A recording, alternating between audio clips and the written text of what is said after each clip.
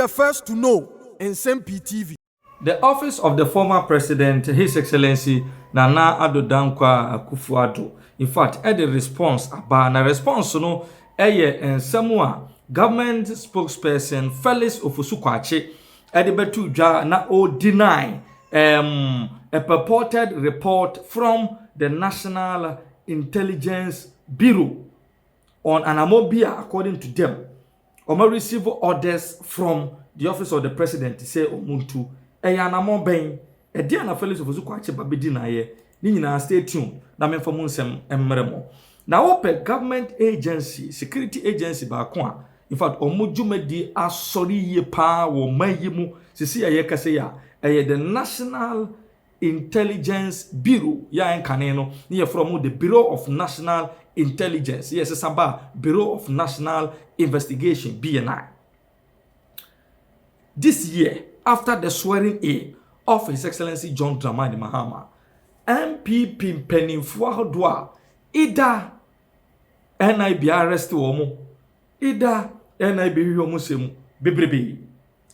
Now, a shall free former Finance Minister Yera Ken Furiata, Bra, NIB, and the National Security. Kabomu ready in residence ya say ewi akire kra no the office of the special prosecutor and so edin ho gin nsem declare as a fugitive ye nei asem no court e free Yewura ofori ataso na etisi Yewura Jogati NIB detain Yewura Jogati because omo say sky train ho ehwehwemu bi omo ye no na ese fatase omo che Yewura Jogati na ombusabusa nsem etu antwa wo ho de yehunu ya ne say obi etese Bank of Ghana boss Dr. Addison so national security for ya in collaboration with the NIB and also arranging residence minority leader the honorable Alexander Fenyoma Kenkrade oba be kan say nioma bia yera ofie ho no mo a e wo se hold on responsible and no twetwere ho atwetwere yenkotia former deputy executive director the National Service Scheme yama me gift or remains and so NIB achino for questioning onu so shemu aben na mienu na miensa yeyi no pe na kwaku ohini jam former deputy executive director the same National Service Authority onu so NIB grabo no onu so ko shemu kakra of allegations of ghost names ni ade onu so eja no ancha na fe the honorable John Peter Amawu former railway minister ono so NIB achino dia ya this same $2 million SkyTrain project but for say attorney general jai enkofo abo mayika $200 million sageleme Collins Dauda $66 million NCA scandal now $2 million hunti wachi Yewura Jogati wasachi John Peter Amawu anche eni eti se oketachi free financing or host for the records na oba ban na chin so NIB aso ano ekoya besi Bunu regional chairman of the MPP chairman Kwambafo ono so NIB do ano mo se wakasem bi e dia fa His Excellency John Dramani Mahama ho enti omra na o ma chekche ni nsem ti ade ya koso ama in fact Ghana for do na no enti ase e kasetia na wotwe ya mu de na wotwe ya mu chese ati enso ediasi former NIB boss a ye friend Kwabena Adu Buahin ya wono nso no chese aya no kwana bra sama Nyankopan ya dom enei ne nsa atumi aka babe ya woni ne yiri nyina ekofi akodjojo ye hono a ye adwire ye ho a ye betia ne se nipa bia ewo National Intelligence Bureau a leaky say upon instruction by the office of the president, His Excellency John Dramani Mahama, omo NIB for no enko na omo conduct investigation into the official travels of former president Nana Addo Akufo-Addo. Me timu bio ene ye wohonum some operatives of the NIB ediabetu just say they've been instructed by the office of the president say omo conducting investigation into official travels of former president His Excellency Nana Addo Akufo-Addo. Now a source very close to the former president are described this directive say a new law in our governance suggesting say the air kosono omodo say politically motivated, very very politically motivated. Now sansam yi eno be say Felix Ofosu Kwakye immediately aba abonten ebe deny say bibia san koso, but sources close to the office of the former president Chiremu a omo namfofo no mu bia still omo involved with the NIB aka kire won say it is something the office of the president led by His Excellency John Dramani Mahama are planning. Nenam say likinti and one small bit is a Felix Ofosu Kwakye say omra bonten on the surface o me deny, but it is been planned they say omunye investigations into the official travels of former President Nana Addo. Yeah, according to some of these officials, omuchirema and someone you can't tell omo say it is part of broader effort by this government to ensure accountability in the management of state resources. 1,300 containers ya ekura ECG bioma yira. Yahunu just 40. Ya 40 ne kura ne ho abasem. Ya si bi wo Chinese for, ebu Lebanese for. Ni nyina no abai looks unperturbed. But effort to ensure accountability in the management of state resources no. Ya ye nim state resources ko mo ka ho asem nti no. Yenko investigations into the official travels of the former president Nana Addo. Now, according to close sources to the former president, how the investigations are going to cover the Omuken and even the full scope of the former president's travels, say a year throughout the presidency, say a year after the election, say a year to election, say a year the second term of office, say a year the first term of office. It is still undisclosed. But the Free's National Intelligence Bureau as officials are omuliki the close source of the office of the former president. They've been instructed by the office of the president to conduct investigations into official travels of the former president. So that Felix Ofosu Kwakye about Bontia be denied, but close sources to the former president Chiremu some comedian akoso. The NIB they are yet to comment publicly on this directive. They, according to the close source, will say more details soon. More details soon. If an article yenuanomo asase radio 99.5.com and I capture this interesting article. Nti say NIB for na kasa beba bontia be deny say story yenya no kre. Anya sadia we are also staying tuned for more update from this shocking revelation that is trying to tell Ghanaians to say enedie a free jogate so a free Peter Mawuso a free Edubo Ahenso a free Kenoforiata so a free gift your ware mensa so. He said the Ghana man penyi da no akasa. Eni ese na before enko hwehwe ne nsem. E won nsem fufuru. Entremu ne ye tie. Aya talk Ghana so eni abranye ye be kwa Adam matters so. Na Adam matters yin so ne e trend e petition sabi. Who bebem? Ne tie no say. He said Chief Justice na ye want to ko APA no you. Akoye nsem unrai. Ne di kan. Ye nyina anim. Say Andy Shomu position no. Womo kan nsem bebre. President Mahama na nkasa ma yeti asese even Ghana Bar Association oba obegunu na wate NDC Bar Association wante wansem ema ye wo lawyers association for omo ye conference okoforudua ema ne kokasa wase sa kasa okokasa wase no se judiciary we no NDC die no omo nya adwene no ba onu believe say a new chief justice any NDC be ya adwene. Yeah. Lawyers oma boa oma no omo se omo ye NDC fo ana omo so omo te womo so association no omo te omo ho Afri Ghana Bar Association ho. Until they had a conference in Eastern Region and President Mahama Kokasawa here in 2023. Yeah.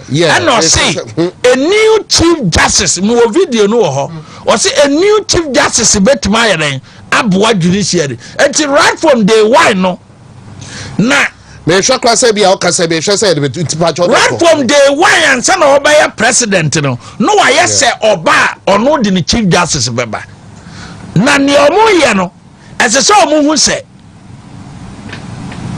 a palace school a omo ye within an arms of government executives under this government ayewura Mahama na da no a stage palace school against the judiciary.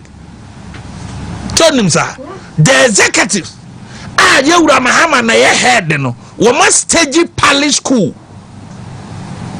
against the judiciary. Yes, a palace school and we must stage against the judiciary. Masa petition ya ye ka ho asem unim national security report before ansana Felisofo kwachi this statement beba no ebra nipa miensa adi petition call ye for the chief justice removal no and omo forwarded the man national security force say wo mo ne Ghana for ni nkomo nipa kakra national security nye ayi research and research omo remove chief justice ya ebeti sen e wo man no masa nana ukuoda omo discussing national security research omo ye nationwide Ghana for 78% research ya meme intercept here from national security. President Mahama na de ma omo petitions miensa no say esa omo test waters hwe say ye remove chief justice ya Ghana for reaction by say until within 2 weeks national security ni bia na 40 mountain say omo ye omo aduma hu chief justice remover a home time to say no report where the man President Mahama ne say 78% of Ghanaians were against the removal of Justice Tokono. 78% of Ghanaians were against the removal of Justice Tokono. Again, in the same report, I prepared last week here and any week. And omo conclude omo national security conclude ye and sana ye de letter no kra be ma control state no omo say in that same report no 89.6% and women in the country are not in favor or in support of the chief justice removal and 89.6%. What in a year? 89.6%. Ghana ma. Because justice talk. Well, national security report. 89.6% ma. What Ghana has said. They are not in favor. They are not in favor of the chief justice remover. And in totality, no Ghana for no 78% say yen support to chief justice remover no. As a president country or money say media ma taking me decision say ye be yinu. Into Ghana for support to ye be yinu. Yes, so yeah, Ghana for international community ni so ya den. E wo ho say executive no who stage palace school the tia one of the arms of government na mass international community to me bam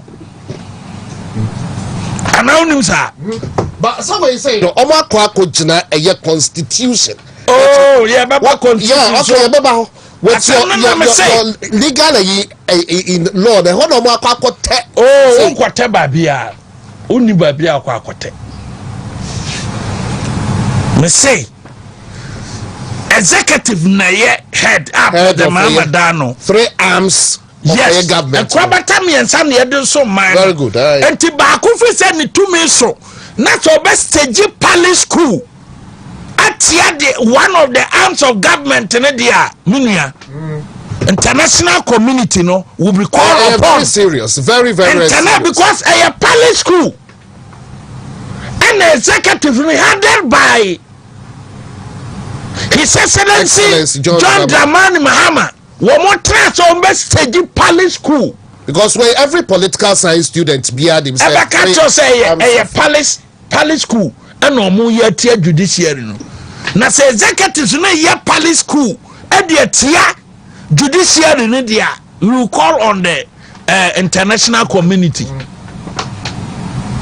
Because this about anytime biana aban bi baba and that is yaka abanya head in here the executive. Anytime bia the executive you know ever try say or best stage palace school against the judiciary no not to say or turning democracy upside down.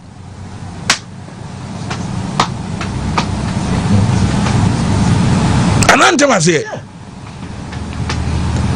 who see democracy tina say anytime bia the executive no abaya na dream so best stage palace school against the judiciary no not democracy and all turn upside down.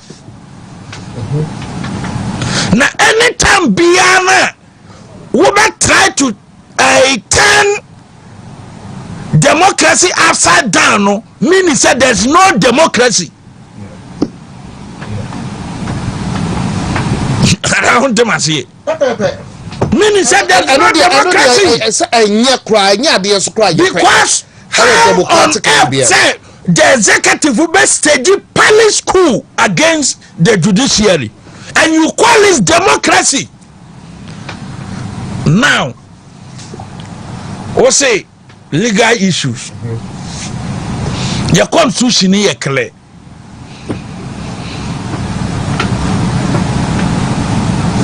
Kwana ye faso yamra na yanya nyina no the only time I did say the only time a constitutional government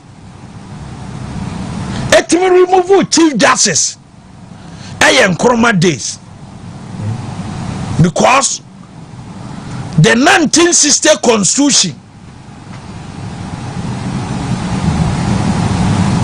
omu di same nti Kwame Nkrumah wo hose mapama wo ye judge we asem no wani am favor me because constitution no near the same say president no with the prerogative power to remove the chief justice or any judge.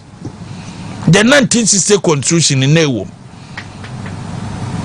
ye kona nim no mo say enkwase asem because we yes e cool na wo de ye den wo de banti president to me no wow the pam judge say kofie wo mra so no democracy no anytime bia ye ka say democracy pa ne papa mu no judiciary na because democracy ebe ye successful democracy ebe boa mo man bia to power the judiciary rule of law adwuma rule of law be ye adwuma so the judiciary no and ma rule of law ye adwuma ntom we anom se yagye afiru nsem senya ku na beba after Kwame Nkrumah no anytime bia no se judges ya sesa wo mo position even after Nkrumah no nkrofo mo stage ku nyina mo ba mo amfa mo nsa nka any jet ya they will tell you any constitutional law student bia be catch say ku e course nyina no judiciary no ɔman fa ɔmo nsa anyɛ den anka ɔmo apart from nkroma na tumi yɛ ne da ɔde hyɛ constitution no wafa Ghana de ahyɛ n'akyi no achampo nom nyinaa ba yɛ no ɔman fa ɔmo nsa anka judiciary no because yɛ ku kura na adeɛ kyɛ judiciary no yɛ den egusu yɛ na dwuma. In 1979, Ebra Limai Abane Trase Wombeyi Justice Paluno Homre and Omodi court. Lead lawyers Aomudi and Nimuka say President Nimu Kwine. So be Chief Justice a free office no lawyers omudi animu ekwa we ni case no Supreme Court Nana Addo danko Akufo-Addo ni Chatuchikata. Nana Addo was the lead counsel supported by Chatuchikata. Yeah. Say president any to me say be remove Chief Justice from office. Womu mienu ene ko fight ye to 4 versus Attorney General 1979 1980 law report where then ewom eno Akufo-Addo ni Chatu ni case no and now it is alleged kese pa say womu pushi Mahama say on remove Justice Toko no Chatuchikata ka ho bie. So 1979 ntina me say allegedly kase pa 1979 if Chatuchikata no ya against the removal of Justice Palu from office there, what has changed in 2025 who supported the removal of Justice Tokuno? Ye agro fine. Allegedly kase pa but allegedly we there ebedru ba bi ni sisi betia because another because mawie saukai constitution na ye 1992 constitution na judge's office ni nyina no right from circuit court wa kosi high court no owura oye na dwuma president ntimi nyino obia ntimi nyino edisa waye bone na bia we circuit court judges we circuit court judge magistrate ene de kekanga we bone a ne de petition akwa chief justice na bia chief justice ayede apamo saa so na high court judge bia bone a we de petition koma